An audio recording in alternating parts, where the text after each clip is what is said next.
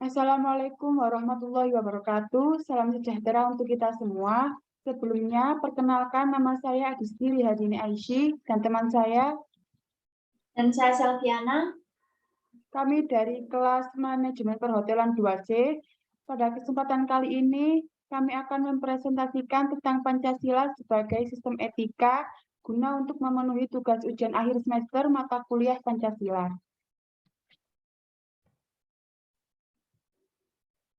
Bagaimana Pancasila menjadi sistem etika? Pancasila sebagai sistem etika di samping merupakan way of life bangsa Indonesia juga merupakan struktur pemikiran yang disusun untuk memberikan tuntunan atau panduan kepada setiap warga negara Indonesia dalam bersikap dan bertingkah laku. Pancasila sebagai sistem etika dimaksudkan untuk mengembangkan dimensi moralitas dalam diri setiap individu, sehingga memiliki kemampuan menampilkan sifat spiritualitas dalam kehidupan bermasyarakat, berbangsa, dan bernegara. Contohnya mahasiswa sebagai peserta didik, termasuk anggota masyarakat ilmiah akademik yang memerlukan sistem etika yang orisinal dan komprehensif, agar dapat mewarnai setiap keputusan yang diambilnya dalam profesi ilmiah. Sebagai mahasiswa yang berkedudukan sebagai makhluk individu dan sosial, maka setiap keputusan yang diambil tidak hanya terkait dengan diri sendiri, tetapi juga berimplikasi dalam kehidupan sosial dan lingkungan. Pancasila sebagai sistem etika merupakan moral guidance yang dapat diaktualisasikan ke dalam tindakan konkret yang melibatkan berbagai aspek kehidupan.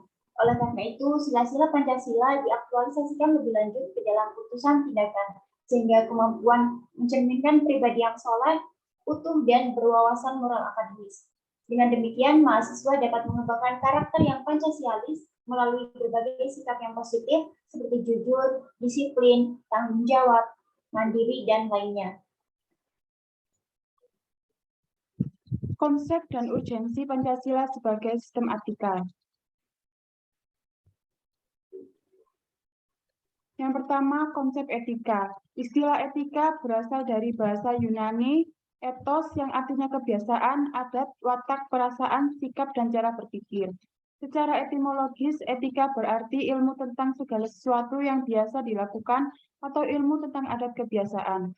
Dalam arti ini, etika berkaitan dengan kebiasaan hidup yang baik, tata cara hidup yang baik, baik pada diri seseorang maupun masyarakat. Dalam artian ini, etika sama maknanya dengan moral.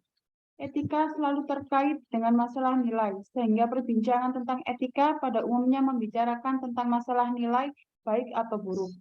Kondisi menerangkan bahwa nilai merupakan kualitas yang tidak real karena nilai itu tidak ada untuk dirinya sendiri. Nilai membutuhkan pengembangan untuk berada. Misalnya, nilai kejujuran melekat pada sikap dan kepribadian seseorang. Istilah nilai mengandung penggunaan yang kompleks dan bervariasi. Lacey menjelaskan bahwa paling tidak ada 6 pengertian nilai. Yang pertama, sesuatu yang fundamental yang dicari orang sepanjang hidupnya. Yang kedua, suatu kualitas atau tindakan yang berharga, kebaikan, makna, atau pemenuhan karakter untuk kehidupan seseorang. Yang ketiga, suatu kualitas atau tindakan sebagian membentuk identitas seseorang sebagai pengevaluasian diri, penginterpretasian diri, dan pembentukan diri. Yang keempat, suatu kriteria fundamental bagi seseorang untuk memilih sesuatu yang baik di antara berbagai kemungkinan tindakan.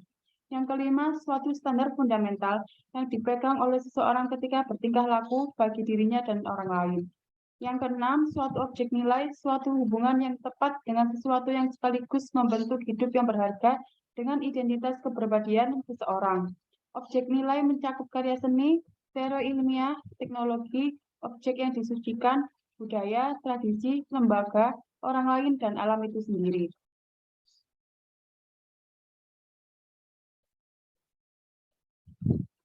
Yang kedua ada aliran etika, ada beberapa aliran etika. Yang pertama, etika keutamaan atau etika kebajikan, ialah teori yang mempelajari keutamaan atau virtu, artinya mempelajari tentang perbuatan manusia itu baik atau buruk.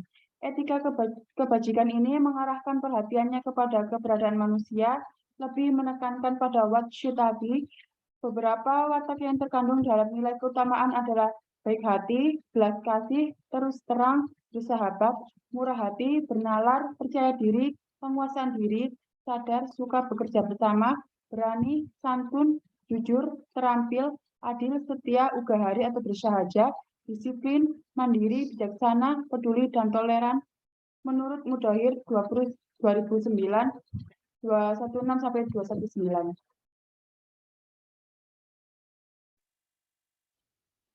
Etika teleologis adalah teori yang menyatakan bahwa hasil dari tindakan moral menentukan nilai tindakan atau kebenaran tindakan dan dilawankan dengan kewajiban. Etika teleologis ini menganggap nilai moral dari suatu tindakan dinilai berdasarkan pada efektivitas tindakan tersebut dalam mencapai tujuannya. Etika teleologis ini juga menganggap bahwa di dalam kebenaran dan kesalahan suatu tindakan dinilai berdasarkan tujuan akhir yang diinginkan. Yang ketiga, ada etika deontologis adalah teori etis yang bersangkutan dengan kewajiban moral sebagai hal yang benar dan bukannya membicarakan tujuan atau akibat. Kewajiban moral mengandung kemestian untuk melakukan tindakan. Pertimbangan tentang kewajiban moral lebih diutamakan daripada pertimbangan tentang nilai moral. Konsep-konsep nilai moral yang baik dapat didefinisikan berdasarkan pada kewajiban moral atau kelayakan rasional yang tidak dapat diturunkan dalam arti tidak dapat dianalisis.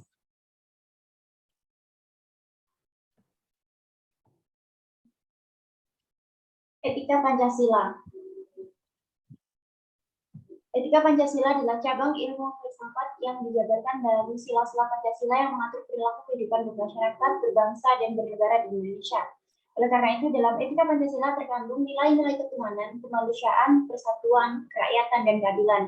Sila ketuhanan mengandung dimensi moral berupa nilai spiritualitas yang mendekatkan diri manusia kepada Sang Pencipta, ketaatan kepada nilai agama yang dianutnya.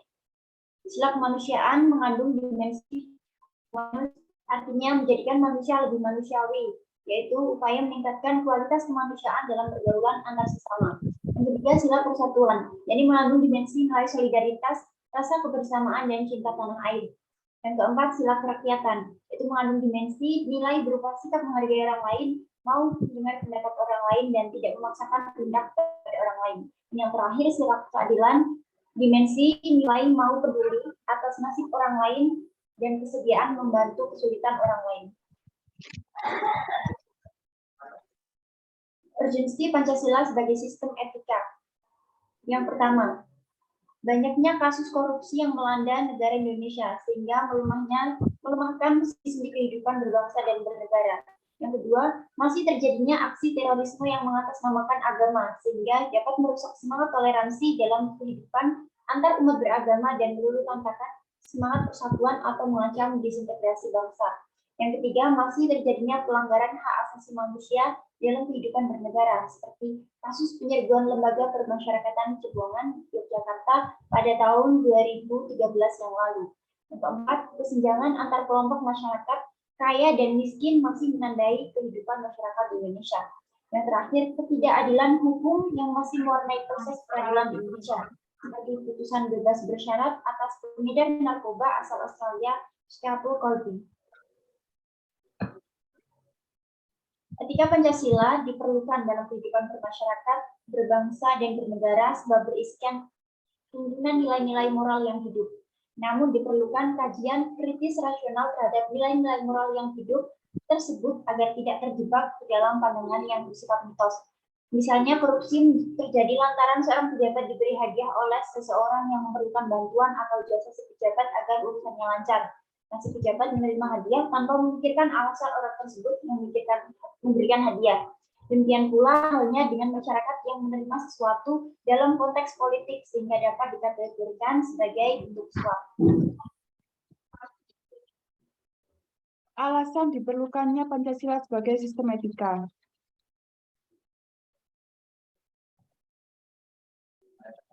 Beberapa alasan mengapa Pancasila sebagai sistem etika diperlukan dalam penyelenggaraan kehidupan bernegara Indonesia. Yang pertama, korupsi akan bersima hara jalala karena para penyelenggara negara tidak memiliki rambu-rambu normatif dalam menjalankan tugasnya. Para penyelenggara negara tidak dapat membedakan batasan yang boleh dan tidak, pantas dan tidak, baik dan buruk, atau good and bad.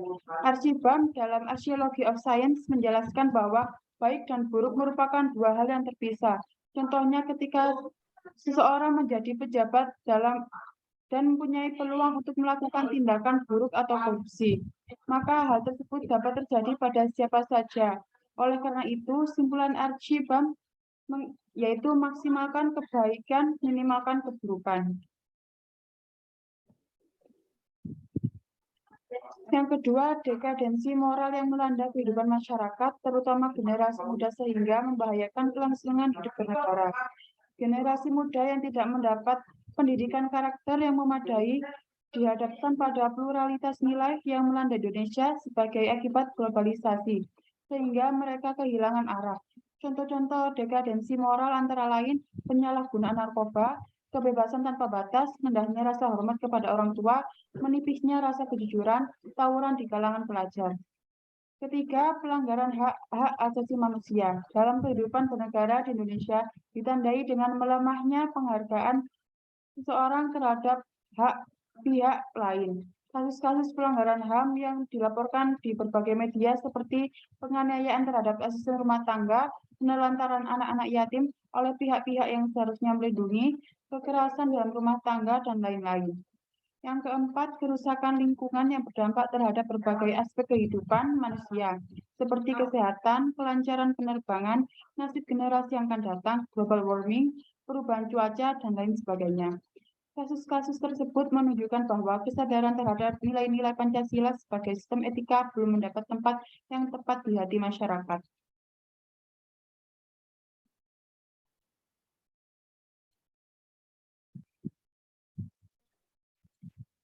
Argumen tentang tantangan Pancasila sebagai sistem etika. Hal-hal berikut ini dapat menggambarkan beberapa bentuk tantangan terhadap sistem etika Pancasila yang muncul dalam kehidupan bangsa Indonesia. Yang pertama, tantangan terhadap sistem etika Pancasila pada zaman Orde Lama berupa sikap otoriter dalam pemerintahan sebagaimana yang tercermin dalam penyelenggaraan negara yang menerapkan sistem demokrasi terpimpin. Hal tersebut tidak sesuai dengan sistem etika Pancasila yang lebih menonjolkan semangat musyawarah untuk mufakat. Yang kedua, tantangan terhadap sistem etika Pancasila pada zaman Orde Baru terkait dengan masalah NKK, nepotisme, kolusi, dan korupsi yang merugikan penyelenggaraan negara. Hal tersebut tidak sesuai dengan keadilan sosial karena nepotisme, kolusi, dan korupsi hanya menguntungkan segelintir orang atau kelompok tertentu. Yang ketiga, tantangan terhadap sistem etika Pancasila pada era reformasi, yakni berupa euforia kebebasan berpolitik, sehingga mengabaikan norma-norma moral. Misalnya munculnya anarkisme yang memaksakan kehendak dengan mengatasnamakan kebebasan berdemokrasi. Esensi dan urgensi Pancasila sebagai sistem etika.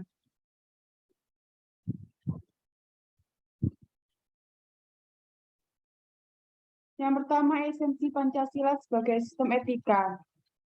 Hakikat Pancasila sebagai sistem etika terletak pada hal berikut. Yang pertama, hakikat sila ketuhanan terletak pada keyakinan bangsa Indonesia bahwa Tuhan sebagai penjamin prinsip-prinsip moral. Artinya, setiap perilaku warga negara harus didasarkan atas nilai-nilai moral yang bersumber pada norma agama. Yang kedua, hakikat sila kemanusiaan terletak pada actus humanus, yaitu tindakan manusia yang mengandung implikasi dan konsekuensi moral yang dibedakan dengan actus homini, yaitu tindakan manusia yang biasa. Tindakan kemanusiaan yang mengandung implikasi moral diungkapkan dengan cara dan sikap yang adil dan beradab, sehingga menjamin tata pergaulan antar manusia dan antar makhluk yang bersendikan nilai-nilai kemanusiaan yang tertinggi, yaitu kebajikan dan kearifan. Yang ketiga, hakikat sila persatuan terletak pada kesediaan untuk hidup bersama sebagai warga bangsa yang mementingkan masalah bangsa di atas kepentingan individu atau kelompok. Setiap etika yang berlandaskan pada semangat kebersamaan, solidaritas sosial akan melahirkan kekuatan untuk menghadapi penetrasi nilai yang bersifat memecah belah bangsa. Yang keempat, hakikat sila kerakyatan terletak pada prinsip musyawarah atau untuk mufakat. Artinya menghargai diri sendiri sama halnya dengan menghargai orang lain. Yang kelima, hakikat sila keadilan sosial bagi seluruh rakyat Indonesia merupakan perwujudan dari sistem etika yang tidak menekankan pada kewajiban semata atau menekankan pada tujuan belaka, tetapi lebih menonjolkan keutamaan yang terkandung dalam nilai keadilan itu sendiri.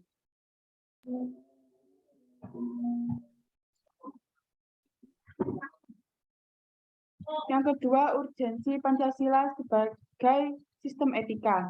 Yang pertama, meletakkan sila-sila Pancasila sebagai sistem etika, berarti menempatkan Pancasila sebagai sumber moral dan inspirasi bagi penutup sikap, tindakan, dan keputusan yang diambil setiap warga negara.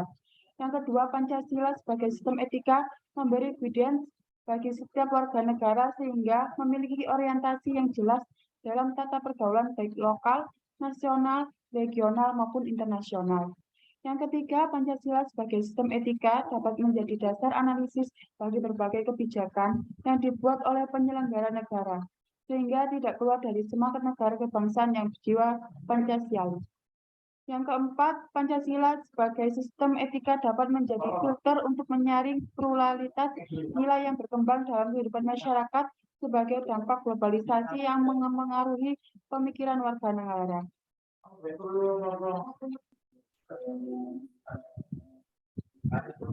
Kesimpulan akhir tentang pengertian dan pentingnya Pancasila sebagai sistem etika. Pancasila sebagai sistem etika adalah cabang filsafat yang dijabarkan dari sila-sila Pancasila untuk mengatur perilaku kehidupan bermasyarakat, berbangsa, dan bernegara di Indonesia. Oleh karena itu, di dalam etika Pancasila terkandung nilai-nilai ketuhanan, kemanusiaan, persatuan, kerakyatan, dan keadilan. Kelima nilai tersebut membentuk perilaku manusia Indonesia dalam semua aspek kehidupannya. Pentingnya Pancasila sebagai sistem etika bagi bangsa Indonesia ialah menjadi rambu normatif untuk mengatur perilaku kehidupan bermasyarakat, berbangsa, dan bernegara di Indonesia. Dengan demikian, pelanggaran dalam kehidupan bernegara seperti korupsi atau penyalahgunaan kekuasaan dapat diminimalkan.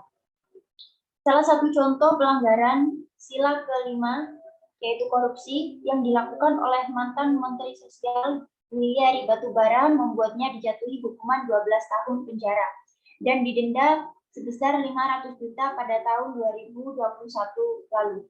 Ia dinyatakan bersalah melakukan korupsi bersama-sama dalam pengadaan paket bansos penanganan COVID-19 wilayah Jabodetabek tahun 2020 sebesar 32,48 miliar.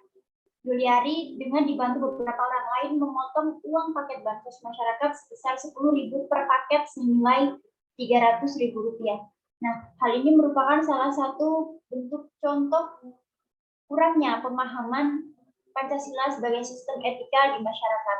Untuk itu, masyarakat perlu memahami dan mengerti apa itu Pancasila sebagai sistem etika.